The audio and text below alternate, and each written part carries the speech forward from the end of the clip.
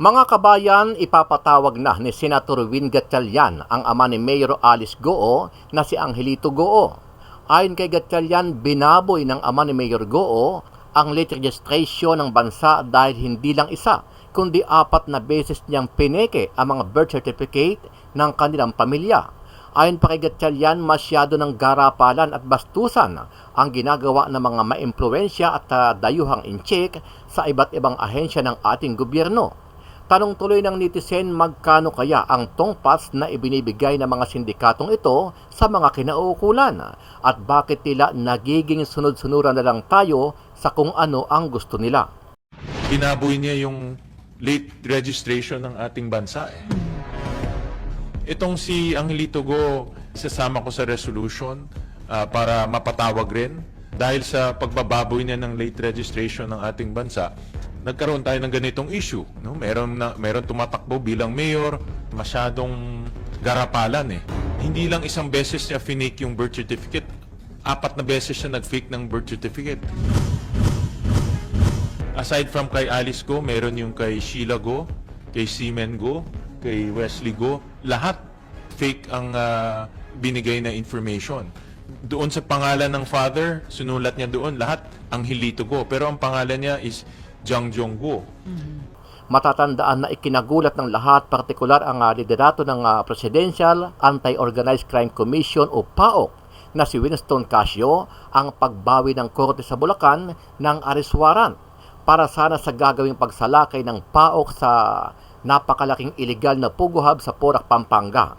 Ayon kay Casio, dismayado sila sa ginawa ng korte sa Bulacan kung bakit bigla nilang binawi ang arrest warrant para sana i-rescue ng PAOK ang mga individual at hinihinalang empleyadong natrap at ikinulong na mga sindikato sa loob ng compound. Kami po ay nalungkot, na-frustrate, na-disappoint, but then again, we defer to the wisdom of the Honorable Court. I apologize, pero that is only for the use of our agency to guide us in our operations against these illegal pogos. It's very disconcerting. It is very alarming.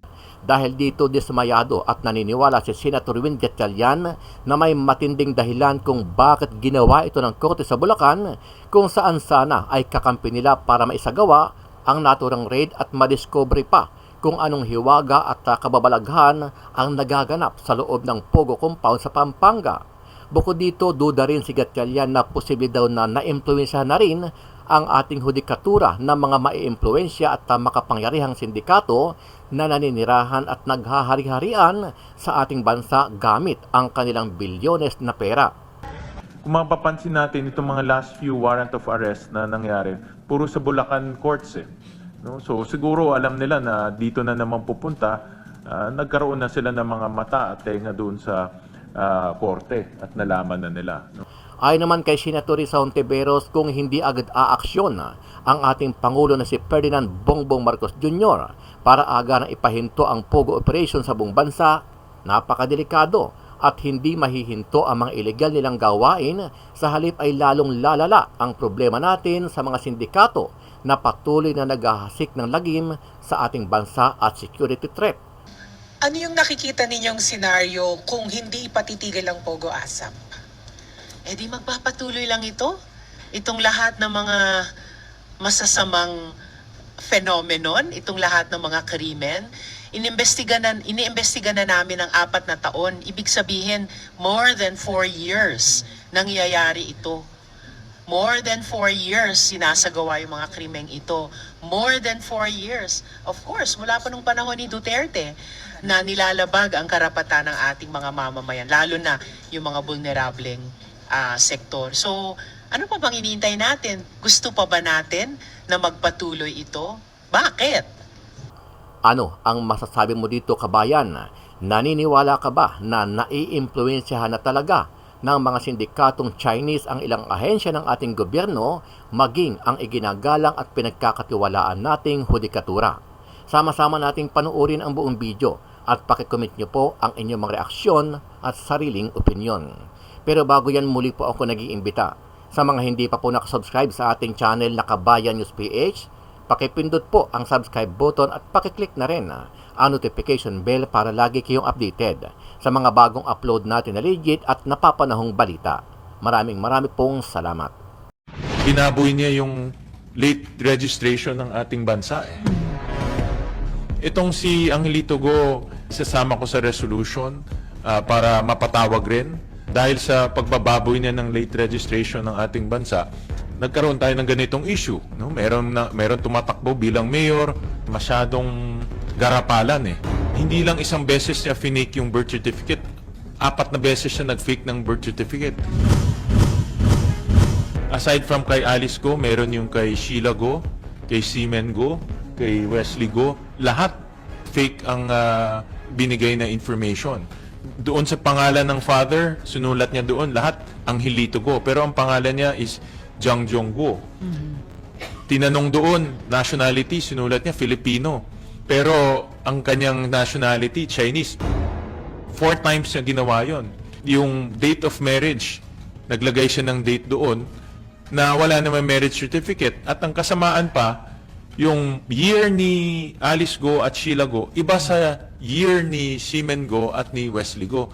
So halatang nagsinungaling siya para makakuha ng fake birth certificate. Tayo magpa-file rin kami ng resolution to investigate yung fake birth certificates sa ating bansa. Dahil doon sa hearing lumalabas na mayroon 300 plus na mga fake birth certificates, of which 60 plus foreigners ang kumuha. No? So magpa-file ako ng resolution to investigate that. Kami po ay nalungkot, na frustrate, na disappoint, but then again, we defer to the wisdom of the Honorable Court. Hindi na itago ng Presidential Anti-Organized Crime Commission o PAOK ang pagkadismaya matapos bawiin ng korte sa Bulacan ang search warrant para sana salakayin ulit ang ni-raid na pogo sa Porac, Pampanga at i-rescue ang mga natitirang empleyado na inaabuso umano sa loob ng Pogo Hub.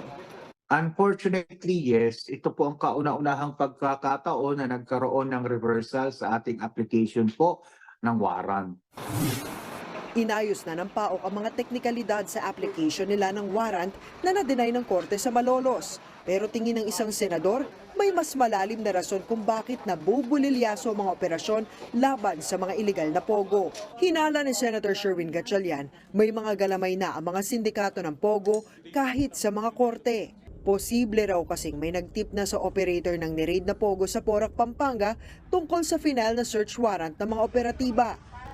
Kung mapapansin natin itong mga last few warrant of arrest na nangyari, puro sa Bulacan courts eh. No? So siguro alam nila na dito na naman pupunta, nagkaroon na sila ng mga mata at tenga doon sa korte at nalaman na nila. No? Ayaw munang magkomento ng PAOK sa mga sinabi ni Gatchalian. Nire-respeto raw nila ang naunang desisyon ng Malolos Court. Pero ang Korte Suprema gusto na ring i-verify ang tunay na nangyari. Ayon sa tagapagsalita ng SC na si Attorney Camille Ting, pinaiimbestigahan na ng Korte sa Office of the Court Administrator ang pag-deny sa search warrant.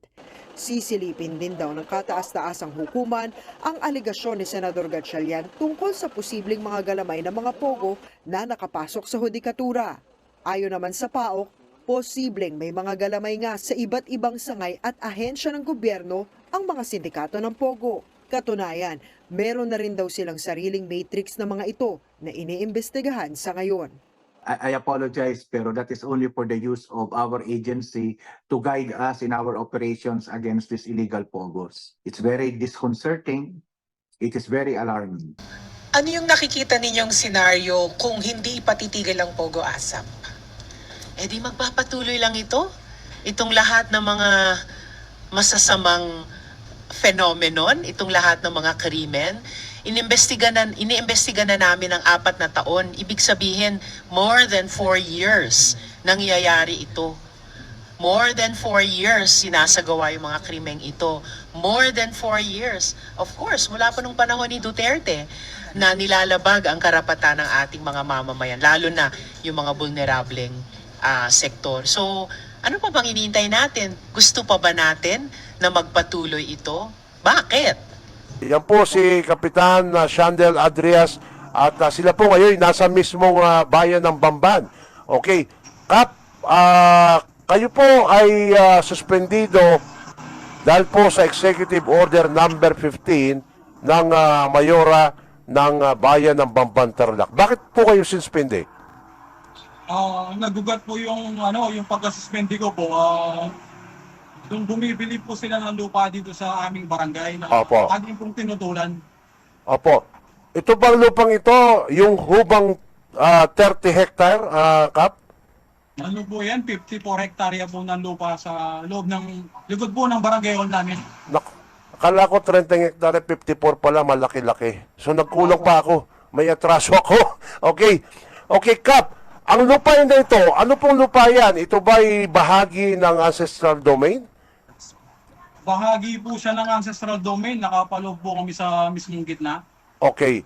Ito po, lupa po siya ng mga kunat na na-awardan po ng mga ng CADTI po. Ayun, okay.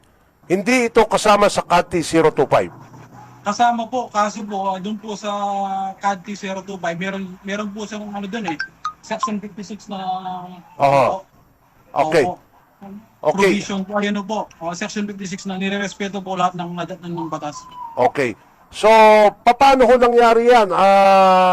Yung pong lupa yan na pag-uusapan, pwede ho ba ninyong ikwento, Kap? Paano po nag-umpisa yan? Yun po, yung lupa po na ito na ibinebenta po ni Oscar Rivera. Opo. Mhm. Doon po daw sa kaibigan ni Mayora. Kaibigan ni Mayora. Okay. Opo. Ano po pangalan yung kaibigan ni Mayora? Wala pong sinabi po si Mayora pero kaibigan niya daw po yung bumibili. Okay. Magkano po binibenta o magkano po ino-offer ng bumibili? Actually po, wala po kaming alam sa barangay na binibili po yan o anong ginagawa. Basta yan po, ipinabubuldoser po ni Oscar Rivera. Aha. Gamit po yung mga gamit ng munisipyo. Okay.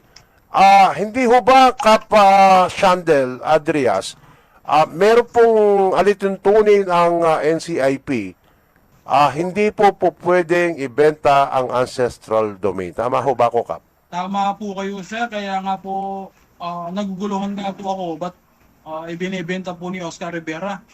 Mhm. So, sa nangyaring ito, kayo ba ay yung mga may-ari ng lupang yan? Kasi nasa loob ng barangay mo to, normally talaga, papakailaman mo to, Kap Shandel. Po sir, Oo, nasa loob ng barangay ninyo. Kap, ano ang naging desisyon nyo rito nung tila ibebenta na yung lupain na yan? bali yan po, mismong likuran po ng barangay hall namin yan sir. Tapos, nung pong binobuldoser na po yan, binawalan namin yung mga grupo po ni Oscar Rivera na katutubo din po. Aha. Ngayon po, yun po, ipinagpatuloy po nila yung clearing po ng lupa. Aha. Ngayon po, kasama po namin yung mga tao na dating may-ari dyan. Dapat po na maibalik na yan sa mga tao dito sa amin. Ayun, okay, Kap. May nakapagsabi sa akin, yung aking, may mata kasi ko dyan sa Bamban. Yun daw mga equipment na ginagamit doon sa bulldozer, pagbubuldozer, pag-aari daw ng munisipyo, tama ba ako? Opo, kasi alam ko po, although yun po ay mga para pong yun Mhm. pinagsiservice po namin ng pandemic. Si Mayor Jan, yung mga Oo. parang hammer po na gray, tsaka yung bulldozer po. Okay. Pero ang pinupunto ko dito, pag-aari ng munisipyo, yung ginagamit nilang equipment na pambuldoser doon sa lupang pinag-uusapan natin na 54 hectare. Opo sir, opo. Nako. Okay, paano po ito, Kap? Yung bang bentahan natuloy? Mula po nung hinarangan po namin sir, Mhm. wala na pong naging development Tapos po, ilang buwan lang po nun, na-read na yung Pogo. Oo. Nasuspended na rin po ako noon, kaya medyo wala na po akong alam. Okay. Ang laman ng suspension mo, Kap, grave misconduct, ano ba yun? Ang dami pa Malicious mischief. Malicious Marami mischief. po, 4 po yata yun sir, o 5. Oo. So, itong nakalagay doon na nirekomenda ng Sangguniang Bayan kay Mayora, kinontes mo ba ito, Kap? Actually po, nag-answer po kami ng February 19 po. At nag-decision po sila ng February 21 na Aha. nasa seminar po kami sa Baguio. Okay. 3 araw lang po yung pag-iimbestigan nila, sir. Tapos yun, suspendido na po. Binigyan ka ba ng pagkakataon, Kap, na makapagsalita doon sa kanilang ginawang desisyon? Wala pong naganap na hearing, sir eh. Actually po, nung nag-appeal po kami nung abogado ko, Aha. sumulat po kami, Aha. February 19 po yun eh. Mhm. Ng 4 p.m. po, last date po ng submission. Nako. Ngayon po, kinabukasan lang po, parang may meeting po sila o special meeting po. The following day po, suspension na yung Okay. pinirmahan nata nila. Okay. Ang pagkakaalam ko sa suspension na ganyan, ang DILG ang magpapa-implement. Meron silang special office for barangay kapitan. Opo. Ang dating nakaupo dyan, yung kaibigan ko, si Yusek Dino, na ngayon wala na. Alam ko, Opo. di ba? Yan ba ay dinala sa barangay affairs ng DILG? Hindi po, sa Aha. SB lang po. Nako. Sa SB lang. So, ibig sabihin, ginamit yung power ng Sangguniang Bayan and the office of the mayor para kayo ho ay suspendehin. Parang ganun po. Okay. Ngayon, Kap, yung bang advice ng abogado mo, dapat tumungo ka sa DILG kung tama ba yung ginawa nila? Kap? Nagtanong-tanong po ako sa mga abogado po. Aha. Pwede naman po daw yun, may karapatan po daw si mayor na magsuspende. Aha. Opo, meron daw. Okay. Pero tingnan natin kasi may barangay affairs. Kung ganon, ang mangyayari dyan ay walang kwenta yung special office ng DILG for barangay affairs. Ha? Kasi yan ang mandato nila. Lahat ng problema ng mga barangay kapitan dapat idulog muna sa kanilang tanggapan. Hindi pwedeng basta-basta ganon. In the event na merong violation doon sa pag-implement ng iyong suspension, lahat ng member ng sanggunian, including the mayor, ay magiging liable. Opo. Yun. However, titingnan natin kung tama nga ang ginawa nilang desisyon. Okay? Kasi, okay, isa-isahin natin. Yung sinasabing grave misconduct, grave abuse of authority, saan po nangyari yun? Paano po pumasok yung dalawang yun? Malicious mischief? Aha. Ganito po kasi yun, alam niyo po yung mga taga sa amin dito na dapat may-ari ng lupa, Aha. dapat po kasi maibalik na po sa kanila yun. Oo. Ngayon po, ipilit pong ibinibenta ni Oscar Rivera.